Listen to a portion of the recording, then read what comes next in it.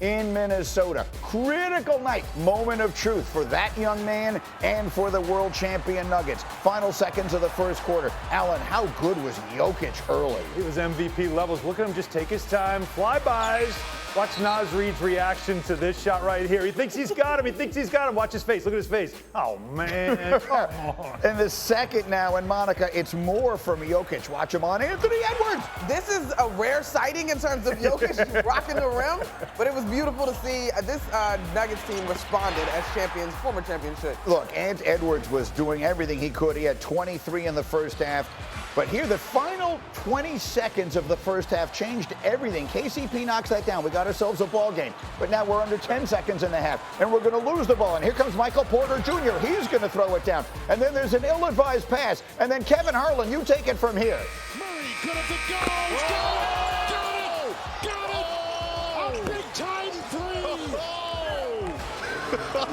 Oh, what a shot. Look at Jamal Murray. Guys, have you ever seen this? He's staring down the TNT broadcasters. This is fantastic. Unbelievable. Nuggets score 8 points in 20 seconds. The lead is 15, and then, Oh! Hey, don't compare him to Jordan, but that was Jordan-esque right there. He could fly. He had a 44-point night, a T-Wolves franchise record in the postseason, but in the fourth quarter, too much Jokic. He would finish with 35, and then just to finish, look at this pass. Look at this pass. AG. Come on now. That's how you get 27 points. Gordon did. Gordon 27 on 11 of 12. And then watch this little exchange at the end. Ant and Jamal Murray. Ant's got something to say. He'll tell you in a minute what it was. But the important note here is the Nuggets get the win. This series all tied at 2 games apiece. Home teams haven't won yet. Now, Ant, what was that exchange? I just told his ass, that's what we love that. Keep talking that. That's what we like. Well, I love it, So, he ain't say nothing back, but I'm pretty sure he heard me. They heard me. Yeah, we live for that. What a fascinating exchange. This is absolutely brilliantly framed. All right, Big Perk, I will start with you. What do we take away from what the Nuggets, when we were all in here Friday morning, the world was burying the defending champs. I was not in here because, no, y'all were tripping, but go ahead. We were all tripping, and we were burying the Nuggets on Friday morning. The world essentially had ended their reign, and then they showed up Friday night and Sunday night, and Big Perk, what did they show us? Well, they showed us what Michael Malone said. You could never underestimate the heart of a champion, but outside of Jokic showing up on both ends of the floor, looking like the best player in the NBA, it was all about Aaron Gordon to me, right? I mean, dominating. Shot 100% from the three, 27 points, 7 rebounds, 6 assists, and he dominated the matchup with Karl Anthony Towns in great fashion. And it was on both ends of the floor. I was watching Karl Anthony Towns shoot jump hooks from 10 to 15 foot away from the basket. And so when I think about the Denver Nuggets, we know that they starting 5. They've been through the war together. They won the championship together. But at the end of the day, isn't Rudy Gobert the defensive player of the year? Why is it all the time he's the defensive player of the year in the regular season, but a defensive liability come playoff time?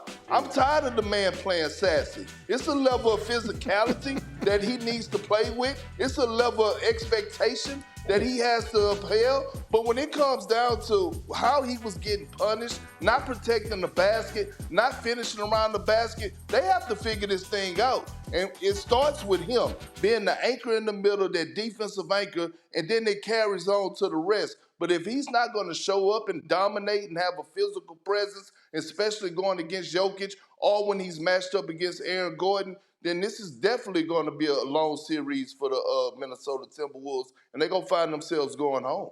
We've now already guaranteed ourselves 6 games. Awesome way to set the table there, Big Perk. Lots to unpack there. I want to start, Windy, with the performance of Jokic, and then we'll work our way to all the other subplots, because this was really a first. Since they became champions, since his run of MVPs began, this was the first time that they were tested, the first time they were up against it. What did he in particular show you, Windy, with his performances Friday and especially last night?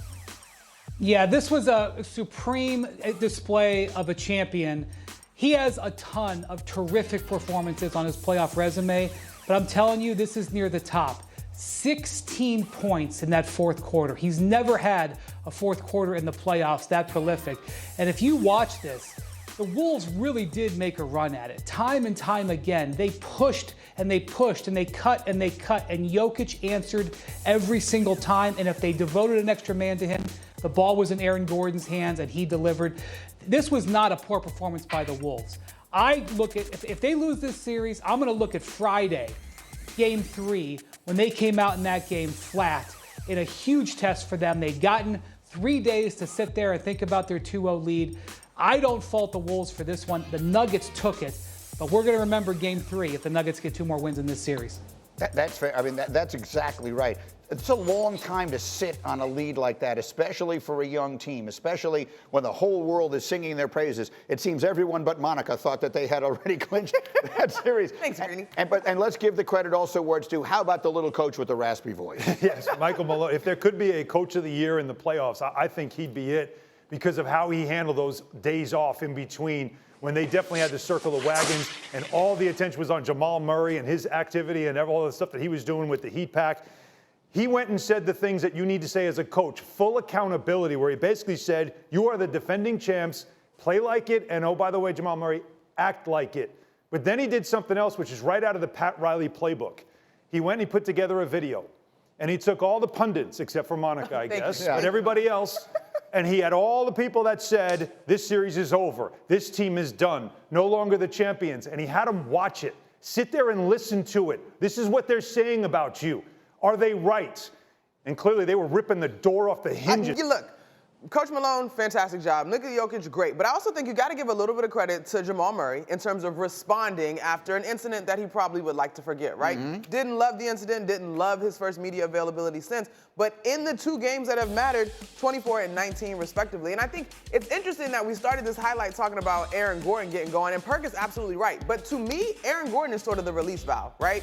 Aaron Gordon getting going is a bad sign if you're defending the Nuggets because it means that most of them are probably rolling, and he is now the beneficiary of passes out of double teams, getting to the rim. They are now playing with a certain level of energy. So for him to have the game that he had in Game 4, to me, and guys, surprisingly, Nikola Jokic doesn't put up a full-on triple-double. He's 7 and 7 in the 2 categories where we're accustomed to him seeing double digits. So this was a terrific response by a championship team, and this series is going to be a lot of fun. Let me show you one more thing here. Cindy, could I put up the full screen about Anthony Edwards? That kid was so good and is so good. Wow. When he was on the floor last night, again, look at the number there. They had a positive plus-minus in his 45 minutes and 20 seconds. They got obliterated in the fewer than 3 minutes that he was off the floor. They were a minus 13, so we can certainly see just how important he is. But let me just ask you, Big Perk, as one who was once on a great young team, you were on those Oklahoma City teams that were young and coming and maybe just got there a year before the world expected them to. Do we think Minnesota's youth showed a little bit here? They went from Monday to Friday with the world telling them how great they were. Do you think they weren't quite ready for the moment Friday and Sunday? I believe so, but it wasn't Anthony Edwards who wasn't ready for the moment. Right. I thought in Game 3 he did an excellent job after Game 3 of accepting responsibility, and he responded in Game 4. Now it's time for the others. Look, Greeny, this team is not that young. Anthony Edwards is the youngest player on the team, but when it comes down to Karl Anthony Towns, Rudy, Mike Conley, I mean, these guys are considered vets. And at the end of the day, Karl Anthony Towns, he got to be that number 2, that Robin to Anthony Edwards consistently. He can't go 5 for 18 from the field. He has to establish his presence. He has to do his job on both ends of the floor. Damn it, Anthony Edwards needs help. That's well said. And you're right. They're not young. They just don't have the level of playoff experience. I should have perhaps phrased it that way. Edwards is legitimately that young. Much more on that series as we go.